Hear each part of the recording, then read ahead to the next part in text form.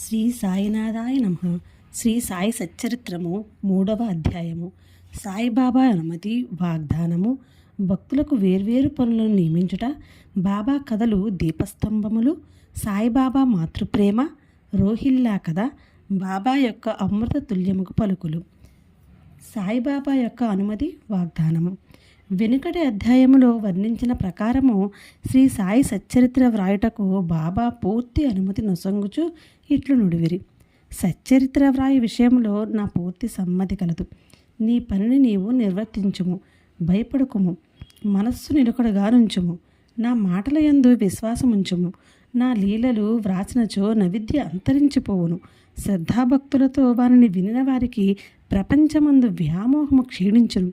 బలమైన ప్రేమ భక్తి కెరటములు లేచును.